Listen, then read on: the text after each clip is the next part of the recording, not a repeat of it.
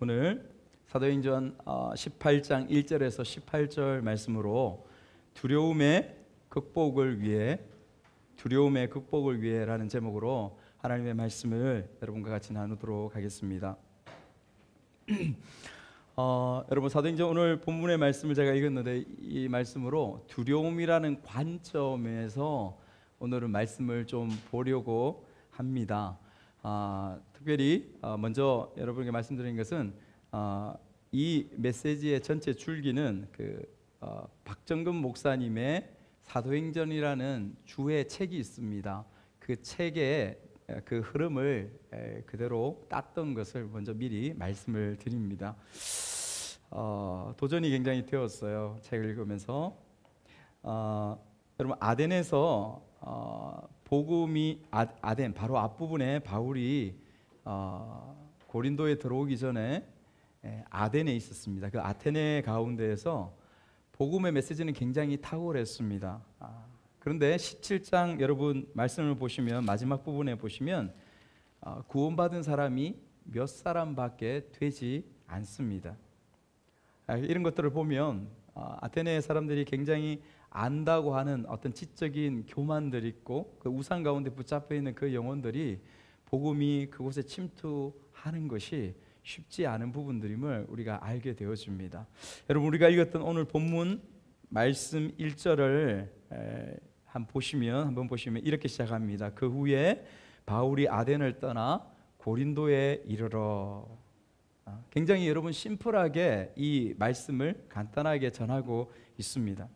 그런데 우리가 이 사도행전 말씀을 우리가 지금 공부하고 배우고 있지만은 사도행전 말씀을 볼 때 같이 살펴보아야 될 말씀이 어떤 말씀일까요? 바로 바울 서신서들입니다. 왜냐하면 사도행전에 1, 2, 3차 전도 여행과 로마로까지 가는 그 여정들 가운데에 바로 바울 사도가 쓰신 그 편지 서신서들이 이 시간들 가운데에서 그 여정들 가운데에서 기록된 것이기 때문에 그렇습니다. 그래서 마치 퍼즐과 같습니다. 사도행전의 시간적인 부분과 서신서의 그 내용들이 서로 퍼즐처럼 딱 맞춰져 들어가는 그러한 모습들 가운데에 있는 것이죠. 그래서 이렇게 말씀을 같이 볼 때에 바울의 이 사도행전에 표현되지 않은 누가가 기록하지 못한 그 장소에서 그 시간 가운데서 바울의 심정이 마음이 어떠했는가, 또 혹은 그 도시의 상황과 영적인 모습들이 어떠했는가를 실제로 알 수 있게 되는 것이죠. 그런 맥락에서 고린도 전서를 읽어보면 바울이 아덴을 떠나 이 고린도에 들어옵니다. 근데 그때의 바울의 심경이 어땠는가를 이 심플하게 표현한 것과는 달리 고린도전서 들어가자마자 2장에서는 바울이 이렇게 고백합니다. 고린도전서 2장 3절 말씀을 같이 한번 볼까요? 같이 읽습니다.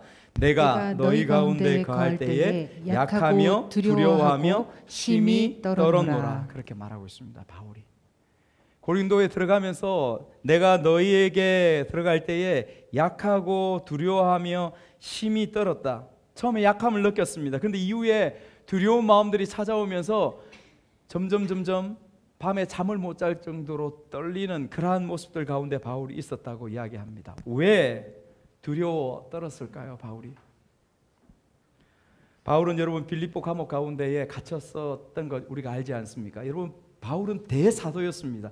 그럼에도 불구하고 바울이 성경 곳곳에 자기의 심경, 자기의 연약함들을 고백하는 것을 보면 바울 역시도 연약한 육신 가운데 머무르고 있는 사람이었다는 것을 우리가 보게 되어집니다. 여러분, 이런 부분들 보면 우리의 모습들, 우리의 인생의 걸음 가운데 위로가 되지 않습니까? 격려가 되지 않습니까? 바울이 빌립보에서 감옥에 갇혔습니다. 엄청나게 매를 맞았습니다. 베레아에서는 유대인들이 또 쫓아와서 잡으려고 하니까 추방되었습니다. 그렇게 아덴에 들어와서 아레오바고라는 그곳에 서서 열심히 말씀을 전하였는데 뜻대로 되지 않았습니다.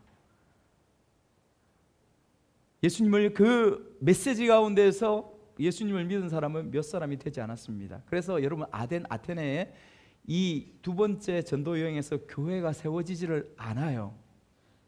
여기는 교회가 세워지지를 않습니다. 마치 실패했던 것 같은 그러한 마음들이, 힘든 마음들이 바울의 마음속에 두려움을 만드는 그러한 시간들이 되었던 것이지요. 그런 가운데서 여러분 고린도에 들어왔습니다. 여러분 이 고린도는 아가야 지역의 3대 세계의 가장 큰 도시 중에 하나입니다. 아덴, 고린도, 에베소. 아덴은 먼저 지나왔죠. 아테네.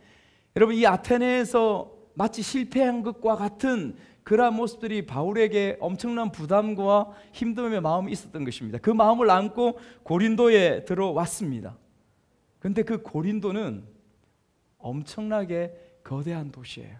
그리고 엄청나게 타락한 도시가 바로 고린도였다는 것을 성경을 아시는 여러분들은 이미 알고 있습니다. 여러분 고린도에 대해서 조금 더 살펴볼까요? 고린도는 어떤 도시일까요? 여러분 BC 46년, 예수님 오시기 전 46년에 로마 황제 줄리어스 시저가 화려하게 재건하여서 거대하게 만든 도시가, 항구 도시가 바로 고린도입니다.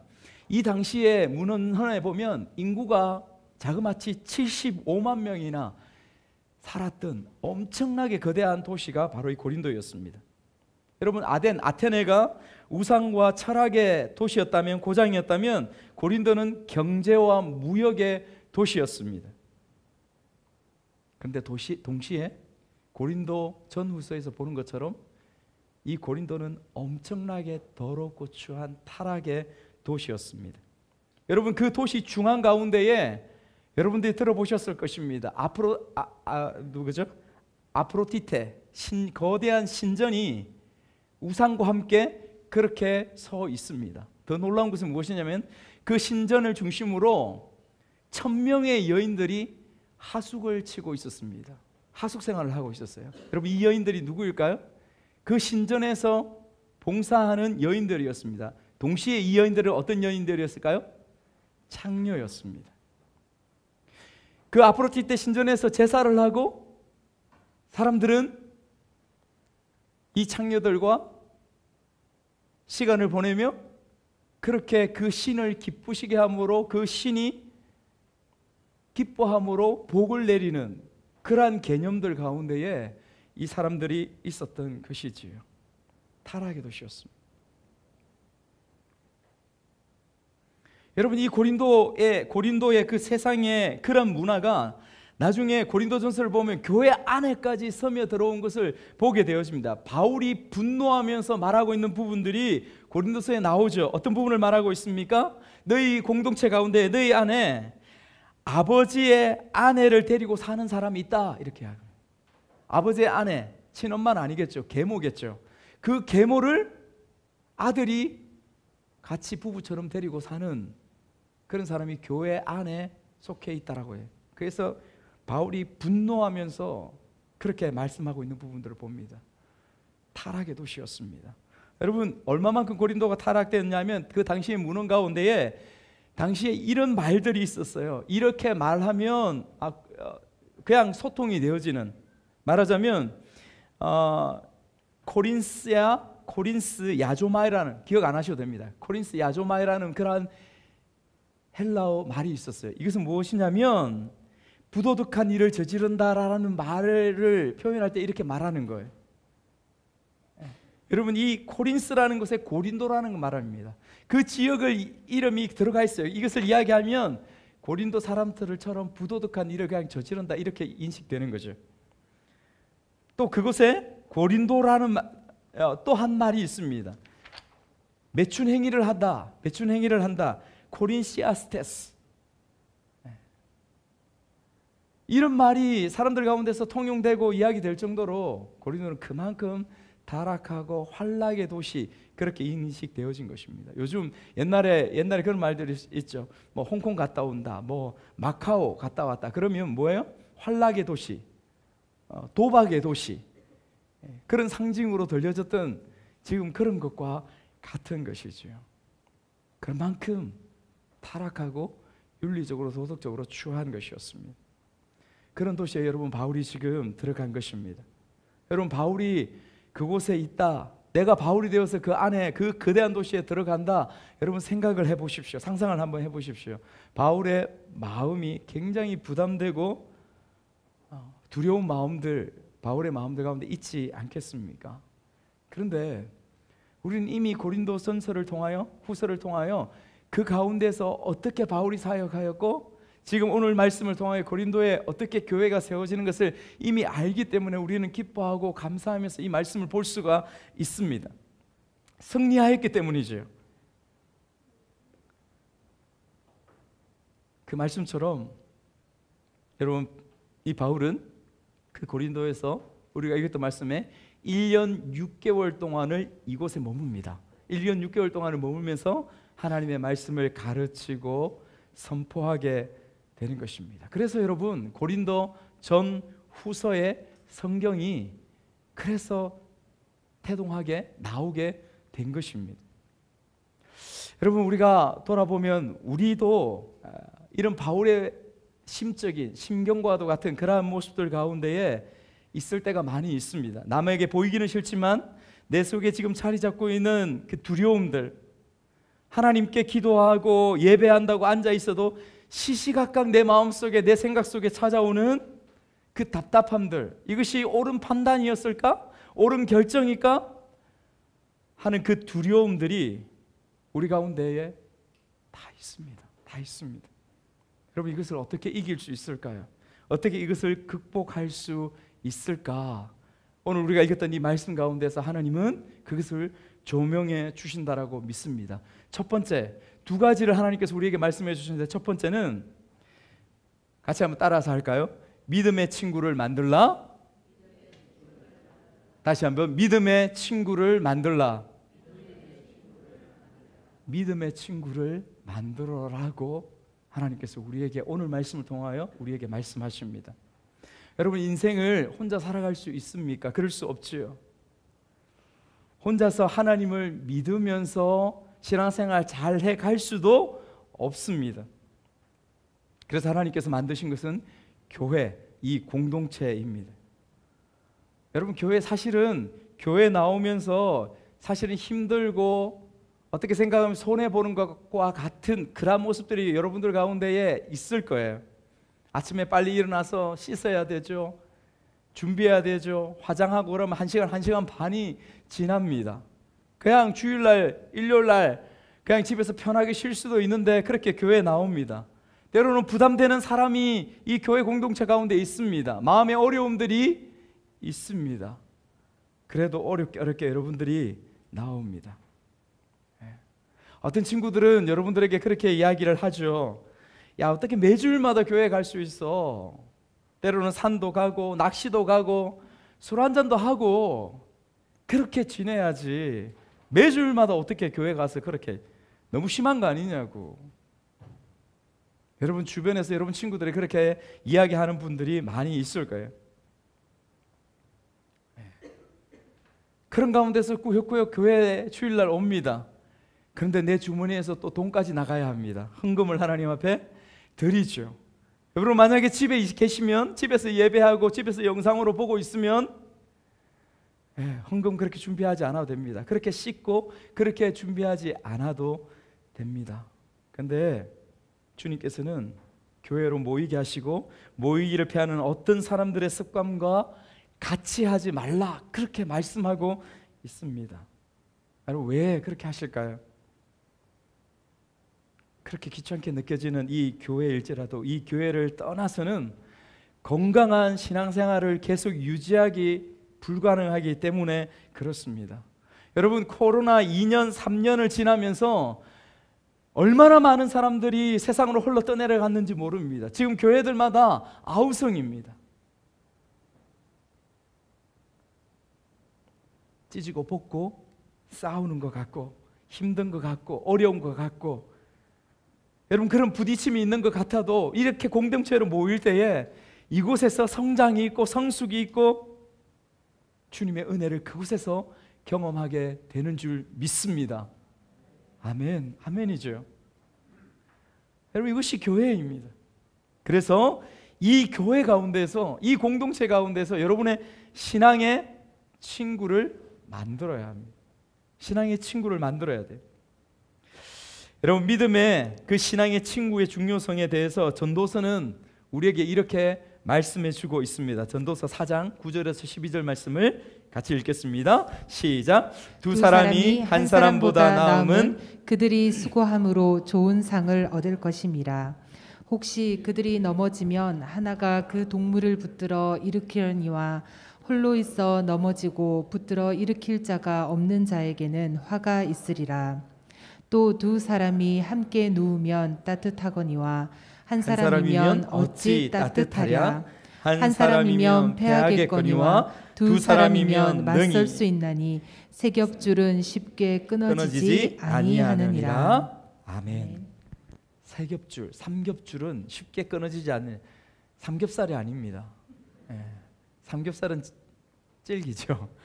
세 겹줄, 한 겹, 두 겹, 세 겹이 꼬여가지고 튼튼한 동아줄, 밧줄이 되는 거 끊어지지 않는다라고 그렇게 말씀하시는 거죠. 여러분에게 묻고 싶습니다. 여러분에게 이런 믿음의 친구, 신앙의 친구가 있습니까? 사도 바울이 이 어려움과 힘듦을 이겨낼 수 있었던 그 이유는 오늘 본문에서 보면 신앙의 친구, 그 동력자가 함께 있었기 때문인 것을 발견하게 됩니다. 여러분, 그 사람들이 어떤 사람이었을까요? 여러분, 첫 번째 등장하는 사람은 브리스길라와 아굴라라는 사람입니다. 여러분, 2절 3절 말씀을 한번 읽어볼까요? 2절 3절 같이 읽겠습니다. 시작. 아굴라라는 본도에서 난 유대인 한 사람을 만나니 글라우디오가 모든 유대인을 명하여 로마에서 떠나라 한 고로 그가 그 안에 브리스길라와 함께 이달리아로부터 새로운지라. 바울이 그들에게 가매 너희는 그리스도 예수 안에서 나의 동력자들인 브리스가와 아굴라에게 문안하라. 여러분, 여기서 이달리아는 이탈리아, 지금의 로마를 이야기하는 것입니다. 그곳에서부터 왔다라는 것이죠. 여러분, 여기에 브리스가와 아굴라, 브리스가가 먼저 지금 나오는데 브리스가가 아내입니다. 남편이 아니라 아내요. 아굴라가 남편입니다. 여러분, 사도 바울이 이 브리스길라와 아굴라를 전도한 것이 아닙니다.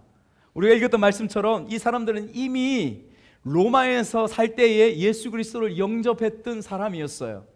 그런데 읽었던 말씀처럼 글라우디오 때에 글라우디오 황제가 유대인들이 싫어가지고 하도 문제를 일으키니까 로마에서 다 추방해버렸습니다. 그래서 이들은 고린도로 내려올 수밖에 없었습니다. 그래서 고린도에 머무르고 있을 때에 텐트 메이커를 하고 있을 때에, 텐트 만드는 사람 하고 있을 때 바울을 만나게 된 것입니다. 여러분, 이 브리스길라와 아굴라가 어떤 사람입니까? 이 사람들은 현대의 평신도 지도자의 정말 좋은 모델입니다. 정말 좋은 모델이에요. 어떤 일을 했을까? 브리스길라와 아굴라가 성경에 보면, 여러분, 이 뒤에 나오겠지만 아볼로라는 사람이 나옵니다. 여러분, 이 아볼로는 신약 시대 때의 바울의 시대 때에 굉장히 중요한 사람이에요. 이 사람이 복음을 전합니다. 말씀을 전합니다. 탁월한 웅변가였어요. 에베소에서 이 브리스길라와 아굴라가 이 아볼로를 그곳에 에베소에서 만납니다. 그가 웅변하고 그렇게 설교하는 것을 듣습니다. 모든 사람이 놀랍니다. 그런데 브리스길라와 아굴라가 가만히 들으면서 마치고 난 이후에 아볼로를 불러서 그를 만납니다. 그리고 같이 대화합니다. 그리고 긴 시간 동안 그와 이야기를 나눕니다. 왜 그랬을까요?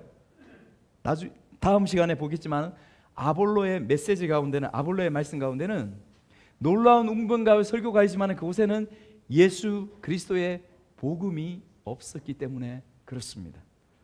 그래서 무슨 말이냐면 이 브리스길라와 아굴라가 오랜 시간 동안 지도자인 이 아볼로를 오히려 가르치는 그 일들을 하게 되는 것이죠.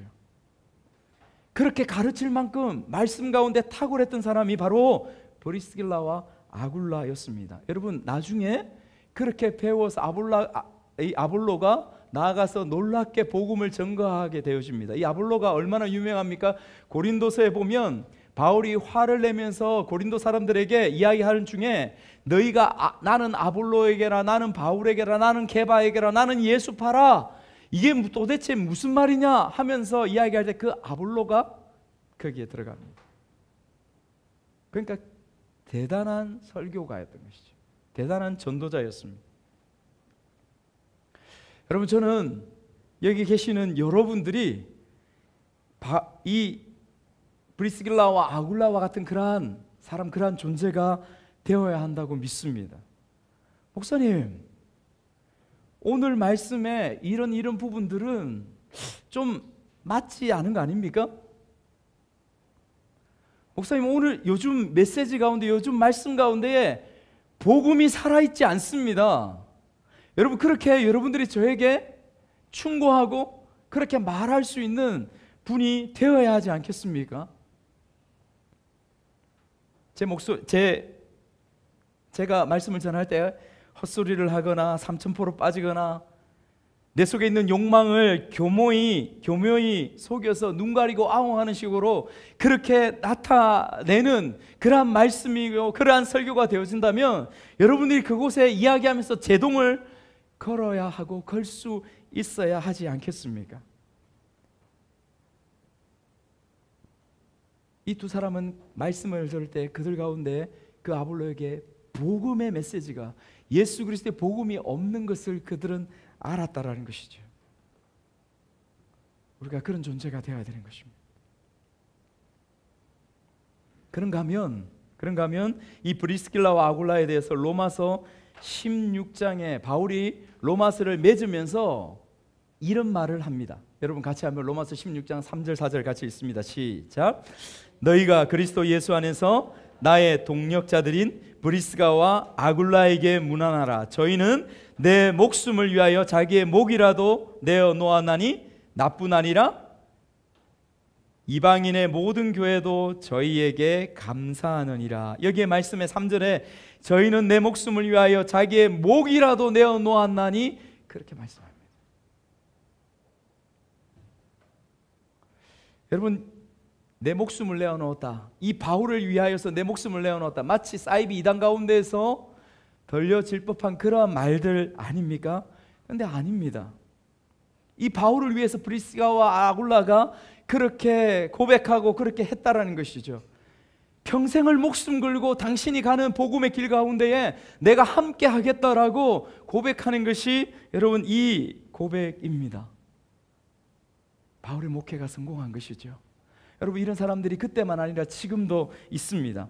제가 우리 교단 가운데 들었던 한 목사님은 한 도시 가운데서 목회를 하셨어요. 정말로 그분 자체가 좋은 분입니다. 정말 저희가 도전받을 때요. 그분이 목회를 하셔서 저는 이제 시골로 들어가려고 합니다 라고 교회를 선포를 하고 교회를 떠나가요.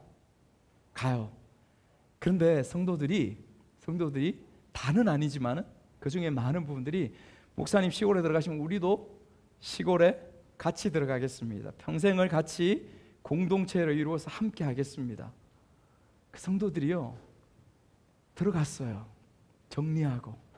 그래서 여러분, 진주에서 저 산청 쪽으로 가다 보면 거기에 한 공동체가 있습니다. 그 공동체는 그렇게 해서 만들어졌어요.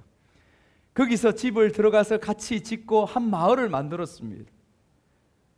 더 많은 사람들이 그곳에 모이기 시작했습니다.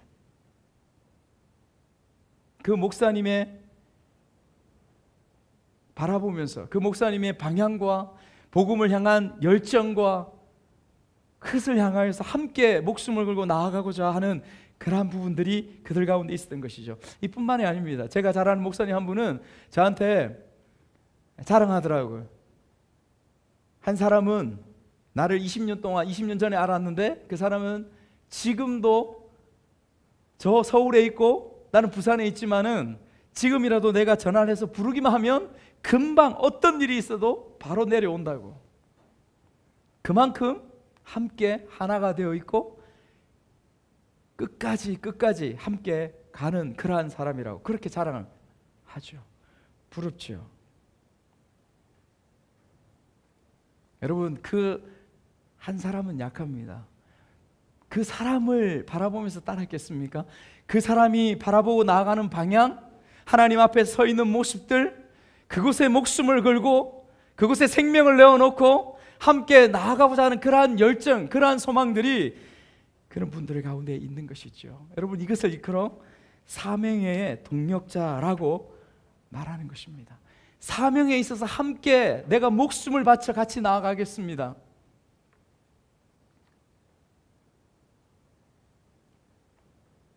여러분, 그런 목사님뿐만 아니라 저와 여러분들 가운데도 그런 친구가 있어야 한다라고 말씀하시는 것입니다. 여러분에게 누가 그런 분이 있습니까? 신앙과 삶을 깊이 나누고 서로 격려하고 함께 힘이 되어 살아갈 수 있는 그 친구, 내 고민, 내 아픔, 내 힘듦 나눌 수 있는 그 사람, 여러분 옆에 있습니까? 그래서 나누고 계십니까? 사랑하는 여러분, 두려운 인생길에 동력자 만드십시오. 여러분의 영적인 친구를 만드십시오. 그리고 여러분 자신이 그 친구가 되어주기 위해서 여러분이 준비되어지고 여러분들이 마음을 열고 나아가는 여러분이 되시기를 주님의 이름으로 축복합니다. 청소년들 잘 들으세요. 여러분들 청소년이 7명이야. 7명. 목사님은 여러분 청소년 7명이 똘똘 뭉쳐서 하나가 되었으면 좋겠어요. 언니, 동생, 남자, 여자 함께 나누고 하나가 되어져서 이곳에서 영적인 정말 친구, 영적인 좋은 선배 만났다고, 그래서 함께 성장해가는 여러분들의 10대가 되기를 주님의 이름으로 축복합니다. 아멘. 아멘. 아멘 소리가 너무 작네. 많이 빠졌네. 여러분, 두 번째 등장하는 친구가 있어요. 친구를 만들려고 하는데 두 번째 등장하는 친구가 5절 말씀에 보면 누가 나옵니까? 5절 말씀 여러분 성경 한번 보시죠. 실라와 디모데가 나옵니다. 여러분, 이 두 사람은 바울이 키운 제자입니다. 바울이 키운 제자예요. 여러분, 베레아에서 실라와 디모데는 머물다가 늦게 내려옵니다. 바울 혼자 먼저 아덴으로 들어오죠. 그리고 아덴에서 함께 조우합니다. 그리고는 아덴에서 바울이, 서신서들을 보면 아덴에서 바울이 실라와 디모데를 다시 보냅니다. 어디로 보냐면 디모데는 데살로니가로 보내고 실라는 빌립보로 보냅니다. 그래서 데살로니가에서 디모데가 좋은 소식들을 많이 가지고 오죠. 데살로니가의 전후서를 읽어보면 그렇습니다. 그래서 데살로니가 전후서의 그 놀라운 칭찬의 말씀, 메시지가 등장하게 되는 거예요. 실라는 빌립보에서 모금한, 바울을 위해서 헌금한 그 헌금을 가지고 바울에게 와서 줍니다. 그래서 힘있게 사역하게 되어집니다. 여러분, 그래서 실라와 디모데가 이제 다시 이곳 고린도에서 다시 조우합니다. 만납니다. 바울이 그런 두려운 마음, 걱정하는 마음 가운데서 얼마나 기뻤을까요? 얼마나 힘이 되었을까요? 바울이, 우리가 읽었던 말씀 가운데 바울이 하나님의 말씀에 강하게 붙잡혀서 말씀을 더욱 힘있게 전하였다. 그렇게 지금 말씀하고 있는 것입니다. 여러분, 두 번째 친구인 실라와 디모데는 제자입니다. 바울이 양육하였고 전도하였고 양육하였고 바울이 키운 사람입니다. 여러분, 무엇을 말할까요? 친구인데 어떤 친구를 이야기할까요? 우리의 삶 가운데의 힘듦과 신앙생활 영적인 부분 가운데 풍랑을 만날 때에 우리가 그곳에서 두려워하지 않고 끊임없는 열정으로 다시 일어서고 나아갈 수 있는 것은 친구가 필요한데, 두 번째 그 친구는 내가 양육하는 사람이라는 것입니다. 내가 키우는 사람이라는 거예요. 내가 돌볼 수 있는 사람, 내가 돌보아야 하는 그 사람을 세우라라고 지금 그렇게 말씀하시는 것입니다. 여러분, 세익스피어가 이 말을 한 것으로 알고 있습니다. 정확하지는 않습니다. 여자는 약하다 그러나 어머니는 강하다.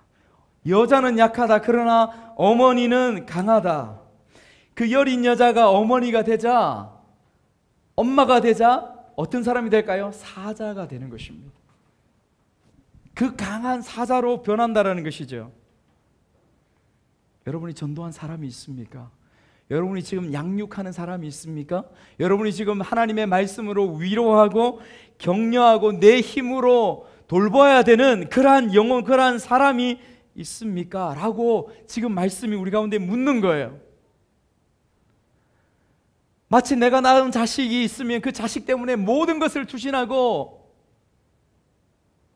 100번, 1000번 너를 대신해서 내가 죽을 수 있다라고 말하는 것처럼 그런 사람이 있을 때 우리는 영적인 사자로 변모하게 되어지는 것입니다.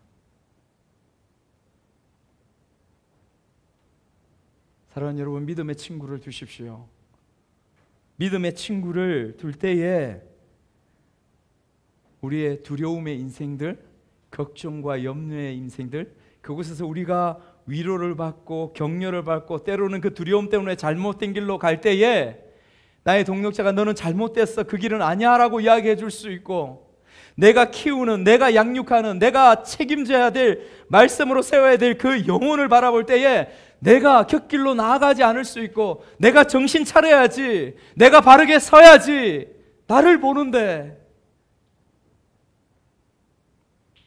그런 마음으로 내가 성숙해질 수 있고 자라갈 수 있음을 주께서 우리에게 오늘 이 시간을 통해 말씀해 주시는 줄 믿습니다. 우리가 사자처럼 강하게 될 줄 믿습니다. 아멘. 첫 번째가 여러분, 두려움에서 이겨낼 수 있는 방법이 믿음의 신앙의 친구를 만들라. 두 번째, 우리 같이 한번 따라해 봅시다. 두 번째는 시작. 하나님의 음성을 들으며 살아가라. 하나님의 음성을 들으며 살아가라 말씀하십니다. 하나님의 음성을 듣는 9절에서 10절 말씀을 같이 읽겠습니다. 9절에서 10절 시작. 밤에 주께서 환상 가운데 바울에게 말씀하시되 두려워하지 말며 침묵하지 말고 말하라. 내가 너와 함께 있음에 어떤 사람도 너를 대적하여 해롭게 할 자가 없을 것이니 이는 이 성 중에 내 백성이 많음이라 하시더라. 하나님, 저는 할 수 없습니다. 아덴에서 실패했고요. 이 고린도에서 어찌 복음을 또 전할 수 있겠습니까? 그런 마음이 충분히 찾아들 수 있는 바울의 심정입니다. 좌절하고 두려워하죠. 그때 주께서 나타나셔서 주께서 바울에게 세 가지를 말씀하십니다. 여러분, 그 세 가지가 무엇입니까? 바울아, 두려워하지 마. 너는 잠잠하지 말고 복음을 전파하라. 내가 너와 함께 있을 거야. 이 세 가지를 하나님께서 바울에게 말씀합니다. 여러분, 제 개인적인 이야기를 또 하는 것을 용서하십시오. 제가 청년 때 절망의 시간들을 보내었던 거 여러분들이 알고 있습니다. 갈 바를 알지 못한 자의 삶이 아무리 발버둥 치고 아무리 노력하고 그래도 궁극적으로 다가오는 것은 고통이요 방황인 것을 우리는 인생 가운데서 알고 있습니다. 제가 꼭 그랬습니다. 그냥 단순히 그런 갈등만 있는 것이 아니라 그것이 오랜 시간 쌓이니까 육체적으로도 다 망가지고 정신적으로도 다 망가지는 그러한 모습들 가운데에 있었습니다. 그 어둠에 있을 때 그것을 상징이라 하듯이 어두운 밤 길을 걸어갈 때 주께서 비로소 제 속에서 말씀하셨습니다. 어떻게 해요? 많이 아프지? 많이 힘들지? 네가 겪은 그 아픔 내가 알고 있어. 그런데 그 아픔은 이유가 있는 아픔이란다. 주께서 제 마음속에 그렇게 말씀하셨습니다. 아파. 그런데 그 아픔은 이유가 있는 아픔이란다. 여러분, 그런 세미한 음성이 저희 마음속에 들려왔습니다. 시간이 조금 지나죠. 제 마음속에서 그렇게 울고 불고 너무 감격해서 감동했음에도 불구하고 불과 몇 시간이 지나고 하루가 지나자 저희 마음속에서 의심이 일어납니다. 내가 혼자 생각한 거겠지? 내가 혼자 그런 마음이 들었던 거겠지? 너무 힘들어서? 또 아니야. 내가 혼자 생각할 수도 없어.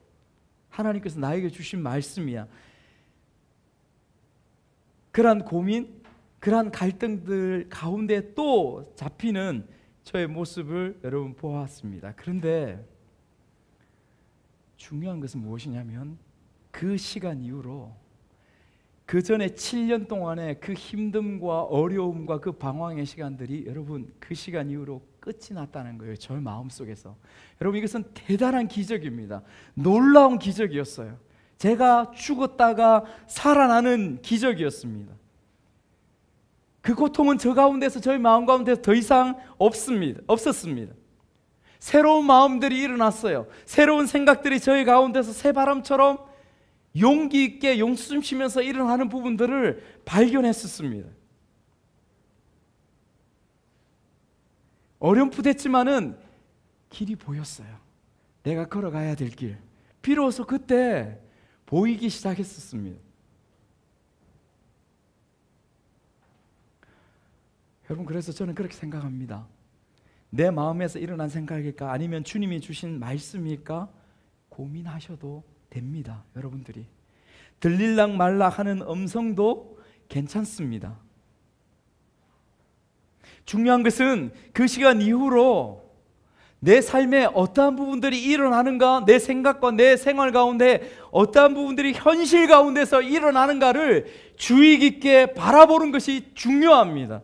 왜냐하면 육신에 머물고 있는 우리는 하나님의 음성을 제대로 명확하게 듣지 못할 수 있습니다. 그러나 그럼에도 불구하고 하나님은 살아계셔서 일해 가시고 역사해 가시는 것을 보여주시기 때문에 그렇습니다. 바울의 지금의 삶, 바울의 지금의 사역 가운데서 그 일들을 그대로 행하고 있는 것처럼 우리의 생활, 우리의 삶 가운데서 똑같이 그것을 이루어가고 있는 것을 경험하게 되어지는 것이죠. 그것이 중요한 거예요. 그것이 훨씬 더 중요합니다. 1년 6개월 동안 바울은 그 두려움들을 떠나가고 고린도에서 1년 6개월 동안 말씀을 선포하고 담대하게 복음을 전합니다. 그리고 결국 고린도에 놀라운 교회를 세우게 되어지는 것이죠. 여러분, 하나님은 우리에게 어떤 음성을 주십니까?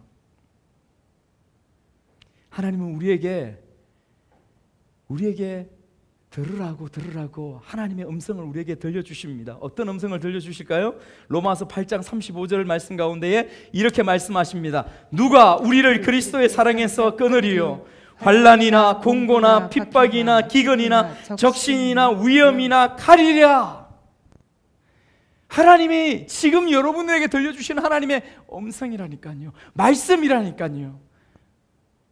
여러분이 지금 어떤 현실과 어떤 상황들 가운데 있든지 간에 그 현실 가운데서 고통하고 힘들어하고 있는 여러분들 가운데 지금 주님께서 들려주시는 말씀이 하나님의 사랑에서 도무지 끊을 수 없다라고 그렇게 말씀하시는 것입니다.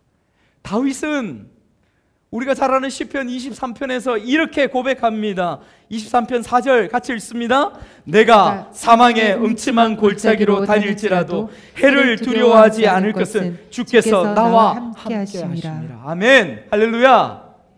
아멘. 아멘. 여러분, 지금 이 시간에 주님의 말씀으로 여러분들의 귀에, 여러분들의 마음속에 주께서 속삭이시고 선포하시는 말씀입니다. 내가 사망의 음침한 골짜기를 다닌 것 같은 그 오늘과 그 현실과 어려움들 가운데 있다 할지라도 해를 두려워하지 않겠다. 왜? 주께서 나와 지금 함께 하시고 계시기 때문에. 잘 들리지 않아도 괜찮아. 잘 깨닫지 못해도 괜찮아. 주께서 이 살아있는 말씀으로 특별 계시로서 지금 여러분 한 사람 한 사람에게 그렇게 말씀하고 있는 그 음성을 듣는 여러분 되시기를 주님의 이름으로 축복합니다. 그래서 여러분 마음을 여십시오. 여러분의 생각을 여십시오. 그래서 여러분 앞에 놓인 이 말씀에 귀 기울이고 여러분의 귀에 들려오는 하나님의 이 음성에 귀를 기울이셔야 합니다. 말씀을 정리하겠습니다. 우리가 살아갈 때에 두려움들이 우리의 지천에 깔려 있습니다. 마치 눈에 보이는 것처럼 한 걸음 내디디면 그 두려움 가운데 싸잡힐 것처럼 그러한 마음들이 우리의 환경 가운데 있지 않습니까? 주님께서 그 가운데서 우리가 어떻게 이겨낼까? 주께서 오늘 말씀을 통해 우리에게 현실적이고도 너무도 실제적인 우리의 영적인 삶 가운데 말씀하십니다. 친구를 만들어라. 어떤 친구? 신앙의 친구, 믿음의 친구, 영적인 친구, 평생 같이 할 그 친구. 여러분, 그런 이 말씀에서 저도 돌아보니까 제가 이렇게까지 버텨올 수 있었던 것은 그 고등학교 때 만났던 그 친구들이 그렇게 공부하고 나누고 했던 그 친구들이 지금 여전히 옆에 전국에 흩어져서 그대로 있기 때문에 그래요. 힘들면 전화합니다. 서로 힘들면 나누어요. 서로. 그런가 하면 여러분들이 그 친구들 그냥 동력자뿐만 아니라 여러분들이 전도하고 여러분들이 양육하고 여러분들이 말씀으로 가르칠 그 제자를 세우라고 말씀하십니다. 여러분, 누가 있습니까? 한 사람이라도 없다면 여러분 신앙생활 잘못하신 거예요. 그리고 마지막으로 주께서 우리에게 말씀하십니다. 하나님의 말씀 들어. 하나님의 음성을 들어라.